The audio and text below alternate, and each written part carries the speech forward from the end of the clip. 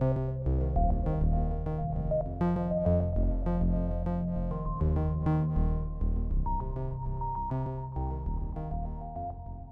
Madame Lise Reboux, vous êtes agente de recherche senior dans l'équipe Paroles et textes. C'est quoi cette équipe-là? Qu'est-ce que vous faites dans cette équipe-là? Alors dans cette équipe, il y a deux aspects, l'aspect parole et l'aspect texte. L'aspect parole, c'est plus tout ce qui est le traitement du son. Donc reconnaître par exemple des interlocuteurs sur une bande sonore ou transcrire ce qui est dit sur une bande sonore. Et puis l'aspect texte, c'est tout le traitement automatique des langues. Alors ça peut être par exemple la traduction automatique ou alors de la reconnaissance d'entités nommées, faire des chatbots, tout genre de choses. C'est intéressant quand même. Très intéressant. Et donc c'est un milieu très particulier. Vous travaillez avec des chercheurs. Qui sont vos collègues? Comment ça fonctionne une journée typique par exemple dans votre métier? Alors, on est des équipes mixtes, effectivement, à la fois des chercheurs, des agents de recherche et puis des ingénieurs. Et puis, donc, les chercheurs, eux, vont produire des nouveaux algorithmes que les agents de recherche et les ingénieurs vont industrialiser. Alors, on dit packager aussi, là, les rendre plus optimaux ou les intégrer dans des logiciels plus gros. Parlez-moi de certains projets en particulier sur lesquels vous avez eu à travailler justement à cette intégration-là. Moi, ça fait pas très longtemps que je travaille au CRIM, ça fait à peine 6 mois. Et j'ai travaillé beaucoup sur une plateforme d'annotation linguistique, d'annotation automatique.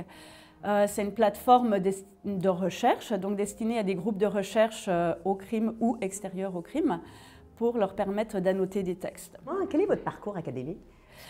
Alors, j'ai un parcours assez atypique. J'ai une formation de bibliothécaire et j'ai été bibliothécaire pendant 10 ans. Ah oui? Puis j'ai repris mes études pour faire une maîtrise en informatique, en traitement automatique des langues à l'Université de Montréal. Puis j'ai travaillé dans plusieurs entreprises, dont Druid Informatique qui fait le logiciel Antidote. Je voulais me rapprocher un peu du milieu de la recherche et c'est pour ça que je travaille au CRIM maintenant. Et pourquoi ce domaine-là en particulier? Parce qu'il y avait vraiment une expertise qui s'est développée quand même à Montréal autour de ça, autour du langage naturel, la reconnaissance du langage naturel. Donc, c'était quand même bien choisi. Oui, c'est quelque chose qui m'a toujours attirée. J'ai étudié à l'étranger, en Allemagne. J'aime beaucoup les langues, j'aime beaucoup le texte. Et je voulais quelque chose qui allie à la fois les aspects scientifiques et puis les aspects plus linguistiques ou plus littéraires. Et c'est comme ça que je suis arrivée à ça, au traitement automatique des langues. Puis effectivement, c'est un milieu en pleine effervescence à Montréal avec toute l'intelligence artificielle, le deep learning. Donc c'est très, très stimulant.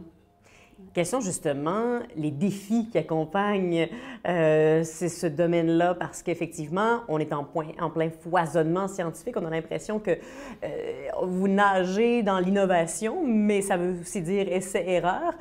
Quels sont les défis qui accompagnent votre domaine de recherche? Bien, déjà, c'est se tenir au courant parce que ça va très, très vite. Et puis aussi, c'est savoir évaluer les résultats de la recherche parce qu'il y a beaucoup de choses qui sont publiées, mais qui ne sont pas forcément reproductibles. Le code n'est pas publié ou les datasets sur lesquels ça a été effectué ne sont pas publiés. Donc, il faut produire beaucoup d'efforts pour pouvoir reproduire ces résultats de recherche et puis les valider.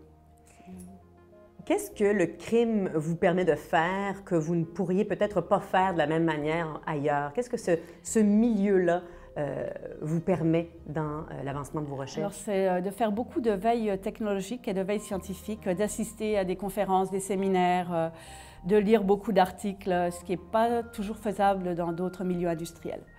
Et puis, par rapport à un milieu académique, c'est d'avoir des applications industrielles qui sont beaucoup plus proches des résultats scientifiques. Quel est l'un des principaux défis, appelons-le comme ça, auxquels vous aimeriez vous attaquer dans les prochaines années, là, où vous aimeriez vraiment pouvoir contribuer par votre recherche? Ça serait la compréhension du texte, qu'on y trouve une représentation informatique vraiment des textes. Que ça soit là, c'est encore un peu une recherche lacunaire. On comprend plus ou moins, mais par exemple, dans les chatbots, on se rend bien compte que quelquefois, le chatbot, il est complètement à côté de la plaque, là. Oui. Donc ça, c'est un aspect de la recherche qui m'intéresse beaucoup. Et j'imagine que ça va aller très vite parce que tout ça est en effervescence. On parle des robots conversationnels, mais ils sont déjà très utilisé. J'imagine que ça va aller de plus en plus vite. Mais oui, surtout qu'il y a des gros joueurs, il y a beaucoup d'argent Oui. qui est investi. Donc oui, effectivement, ça risque d'aller très vite. Ouais, ouais, mais c'est bien. Lise Reboux, merci beaucoup Merci à pour vous. ces quelques minutes.